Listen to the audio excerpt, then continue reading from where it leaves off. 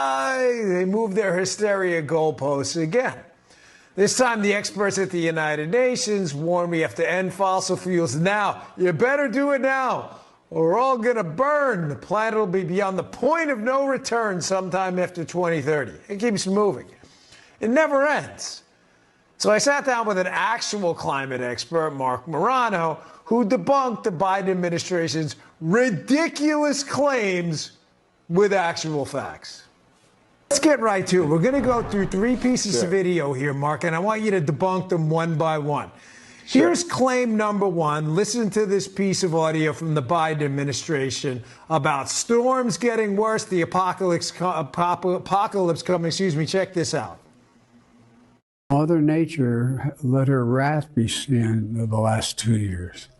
Floods, droughts, all the things. And so people can't deny it anymore. Marc, you can't deny it. It's all getting worse. We're all going to die. Floods and droughts. Your thoughts? It is completely science-free. There's always going to be floods, droughts, hurricanes, tornadoes, wildfires. That's the history of the Earth. That's completely normal. What's key here is if you look at the peer-reviewed literature and even buried in United Nations climate reports and national climate assessments, hurricanes, floods, tornadoes, droughts, wildfires are either not increasing or they are declining on climate timescales of 30, 50, 100 years. There is no debate on that. It's not happening. They can find shorter periods and say since 2014, this area of California had an increase, but they cannot do it on a global scale. It is just designed to scare people to accept their total government control solutions on climate.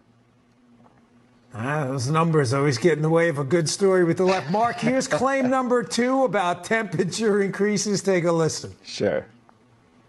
We don't keep the temperature from going above 1.5 degrees Celsius raised.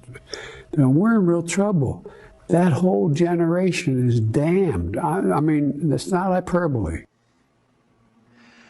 Marc, we're damned. 1.5%, 1.5 degree hike. We're all going to burn, and the Earth's going to burn, or whatever. Is there any veracity to that claim?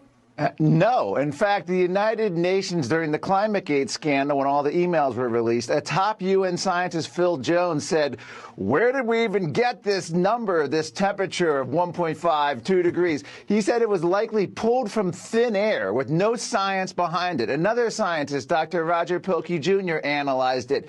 This is a political talking point, not based on science. And more importantly, we're in the 10% coldest period of Earth's geologic history. 90% of Earth's history has been warmer than today, with higher CO2 levels than today. And the idea that we're damned, as he says, that's invoking the language of religion to allegedly talk about science.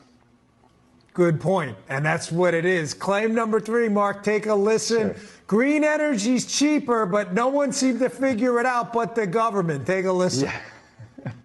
It's cheaper. We can do solar, we can do wind cheaper than we can do fossil fuels. So it's a matter of transitioning. Wow, Marc, those dopey capitalists just haven't figured it out. It's just so much cheaper. Your thoughts on that? You know, I think it's easier to transition your gender than it is to green energy. There's just no way to put this. This green energy is not green, it's not clean, and it's not cheaper to replace fossil fuels. It requires fossil fuels to make green energy, wind and solar. It requires more reliance on China. It requires rare earth mining, and renewables dig the earth. Not in a Brady Bunch 1970s kind of way that they dig it, but I mean in a deep earth digging way. And what's amazing here is none of Biden's supporters could care less about China, Venezuela, OPEC in the Middle East exploring their fossil fuels, but the horror if we do it here. Suddenly America is evil. They could care less about all these other regimes doing it with lower human rights and lower environmental standards. Solar and wind, by the way, less than 5% of our total energy production.